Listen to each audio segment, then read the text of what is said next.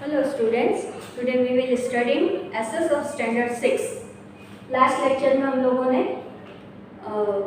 planets and zones etc. study किया. Now we will study GPS. GPS का full form है Global Positioning System. ये आप लोगों के मोबाइल्स में होता है, सभी लोग यूज़ भी करते हैं. तो वो एक्चुअली होता क्या है? With the help of GPS, we come to know the latitudinal and longitudinal location of any place through mobile phone and Google Earth. इसके थ्रू हमको किसी भी चीज़ का एक्चुअल प्लेस कहाँ पर है वो हमको पता चल जाता है. फिर है लॉन्गिट्यूड. मेजर लॉन्गिट्यूड्स है, उसमें से फर्स्ट है ग्रीनविच मीन टाइम.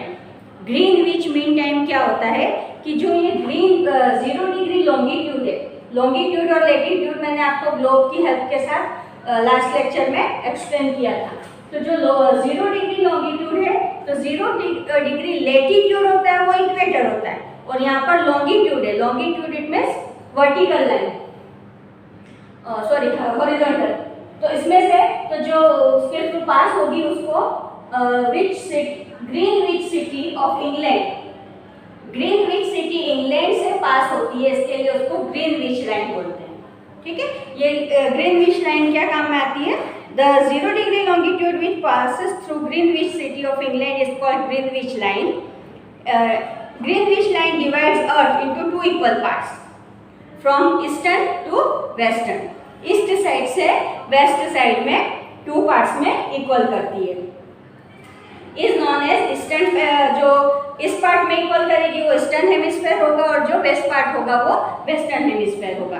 तो जो 180 डिग्री ईस्टर्न है तो उसको बोलेंगे ईस्टर्न लेटिट्यूड, एंड जो लॉन्गिट्यूड अप टू 180 वेस्ट है वो उसको बोलेंगे western latitude.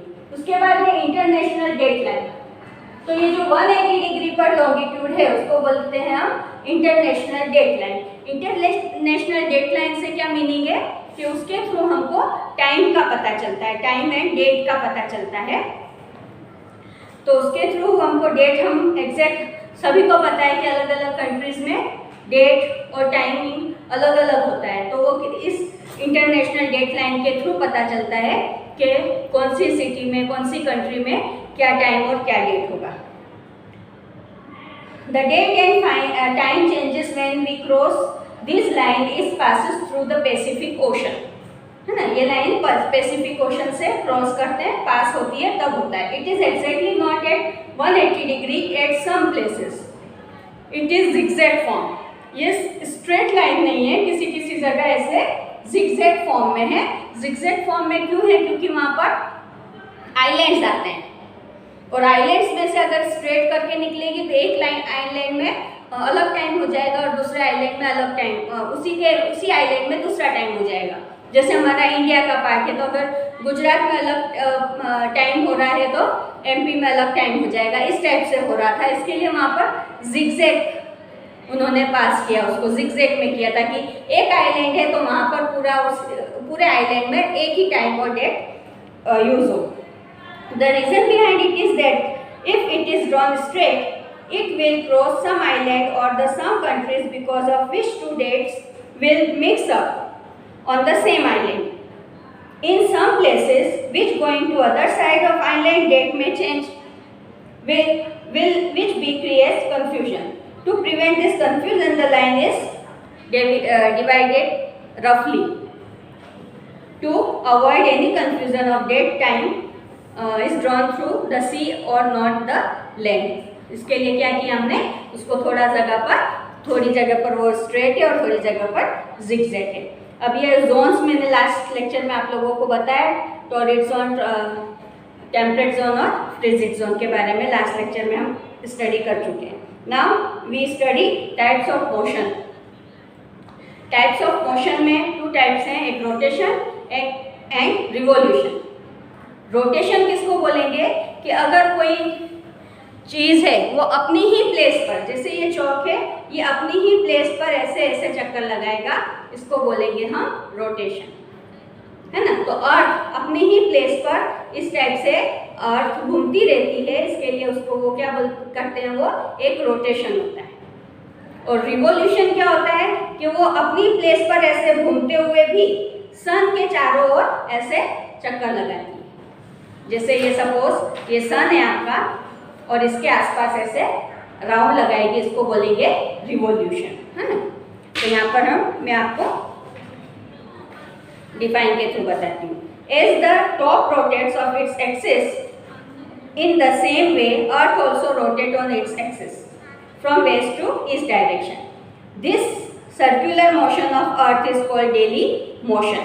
It is also called rotation. The earth completes the cycle of 1670 kilometers per hour on equator. It takes 24 hours to complete this circle. These speeds has played an important role in shaping the earth's orange shape. ये पूरा एक rotation कितने time में करती है? 24 hours में।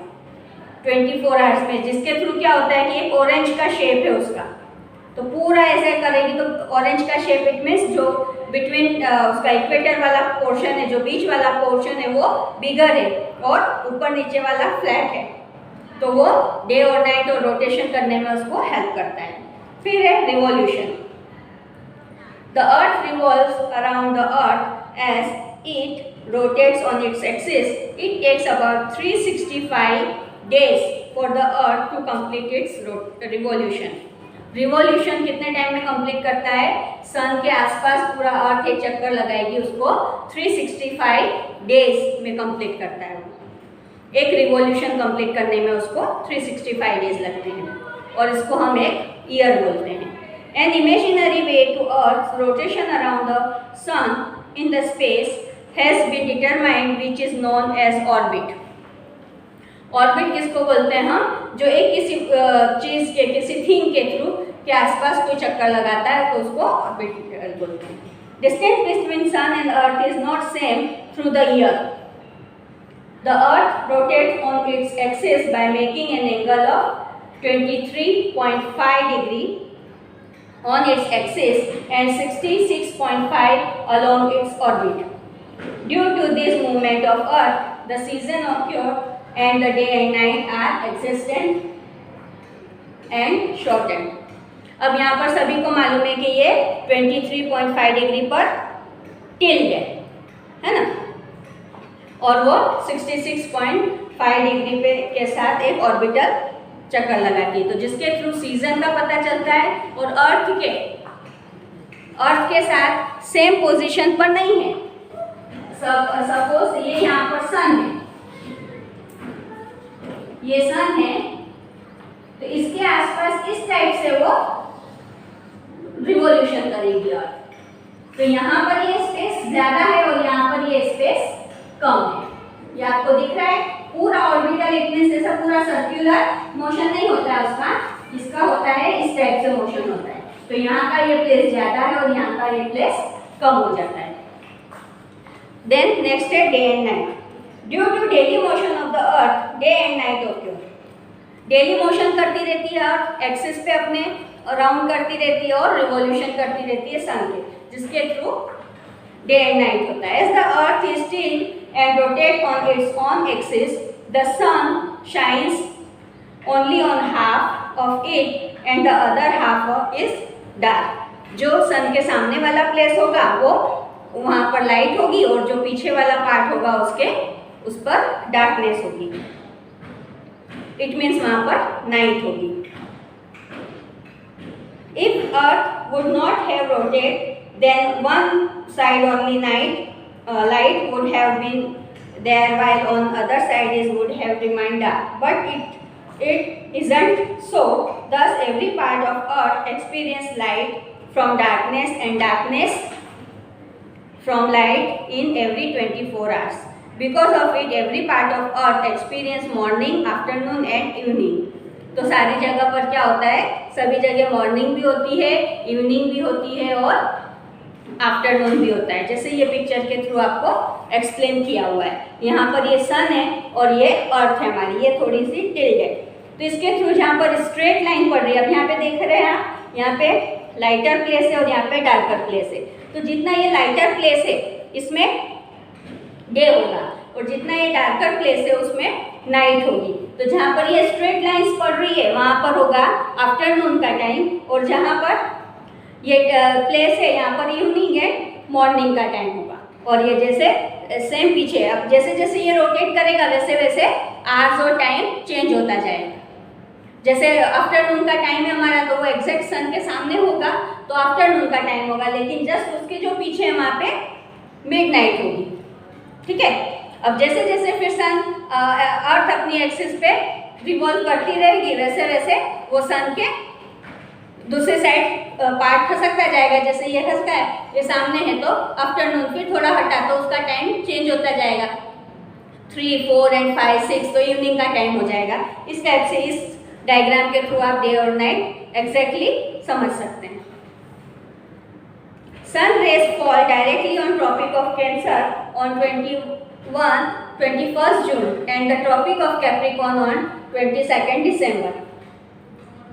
Where the sun rays fall directly and in the adjacent areas, the sun days are longer and the night are shorter.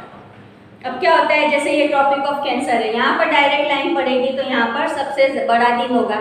जैसे हम लोग 21 जून, आप लोग जीके में पढ़ चुके हो, 21 जून को सबसे बड़ा दिन होता है, डे लॉन्गर होता है और नाइट शॉर्टर होती है। सेम उसी टाइप से यहाँ पर है तो ये 22 दिसंबर को नाइट लॉन्गर होती है और डे शॉर्टर होता है। जबकि ये जैसा मैंने ये पिक्चर आपको बताया, यहाँ पर ये सबसे लॉन्गर टाइम है, यहाँ पर शॉर्टर डे और लॉन्गर नाइट, यहाँ पर longer day and shorter night. और ये इस पोजीशन पे जब सन होता है, इस पोजीशन पे, तब दिन एंड डे एंड नाइट दोनों इक्वल होते हैं। तो ये वाली डेट कौन सी होती है, 21 मार्च एंड 23 सितंबर। इन दोनों डेट को डे एंड नाइट दोनों इक्वल होती है। Seasons, as the earth is tilted on its axis, one by one northern hemisphere and southern hemisphere come in front of sun. The rays of sun fall straight on north or south of equator. Thus, there is difference in day and night. In this area, are sunshine for longer time. They experience summer, whereas the areas of sunshine is for shorter time. They experience winter. Season directly affects human life.